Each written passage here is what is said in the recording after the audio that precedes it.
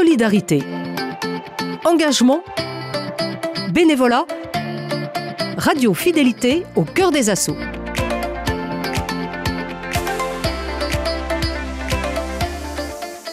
Dans cet épisode d'Au cœur des assauts, découvrez une jeune association polygonaise. Elle organise des événements et des activités pour promouvoir la diversité. Il y a quelques semaines, elle a organisé sa première édition de Femmes au pluriel. Bonjour Maria et Émilie. Le 8 mars, vous avez organisé la première édition de Femmes au pluriel. Comment cela s'est-il passé? Est-ce que ça a atteint vos objectifs? C'était une première édition tout à fait. Déjà en termes de fréquentation, on a eu 100 personnes le premier soir, donc dans le cadre de ce ciné-repas, qui est toujours un succès au cinéma au Pax et qui fait toujours salle comble, donc du coup c'était plutôt agréable. Et on a fait 64 personnes quand même pour un documentaire japonais féminin, féministe aussi à mon sens, un dimanche soir du mois de mars Pouliguen. Donc pour nous c'est vraiment très très encourageant.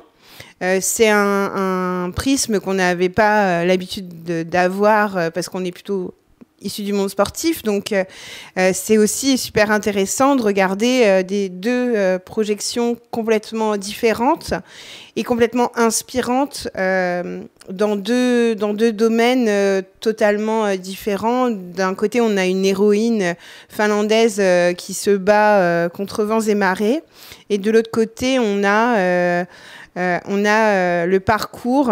Même si on entend beaucoup parler de MeToo, c'est de voir la transposition de MeToo dans le monde politique, mais aussi sur un autre continent où la vague est beaucoup moins surfée qu'en France, par exemple, même si on n'est vraiment pas au top, loin de là. Mais là, c'est encore une autre histoire. Donc pour nous, c'est un vrai succès.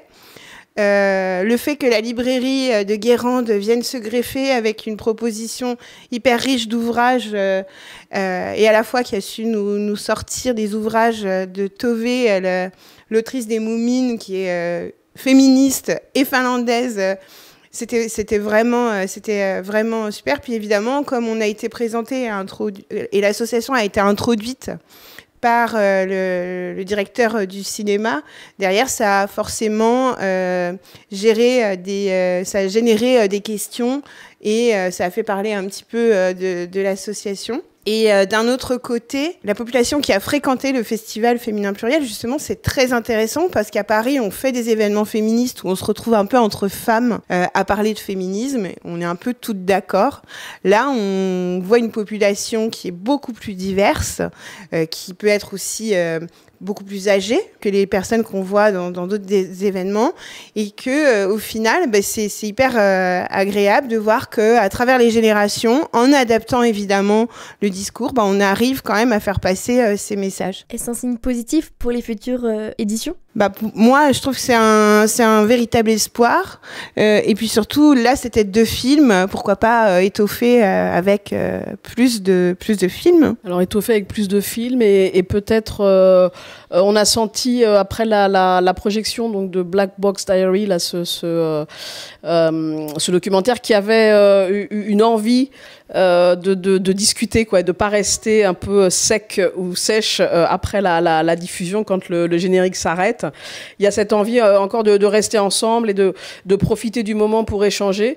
Et donc, on avait prévu cette année une table ronde pour différentes raisons. Ça a été un peu compliqué de sécuriser la présence des intervenants et intervenantes. Donc, l'idée, évidemment, c'est de faire ça l'année prochaine.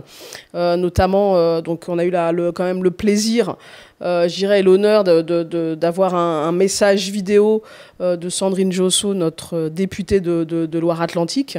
Donc, on leur remercie parce que vraiment, ça a été très apprécié. Et évidemment, on serait très heureuse de pouvoir la voir en personne l'année prochaine dans le cadre de cette table ronde. Merci beaucoup d'avoir répondu à mes questions. Merci. Demain, nous retrouverons Maria et Émilie, cofondatrices de l'association, pour évoquer leur amour et leur attachement pour la ville du Pouliguen.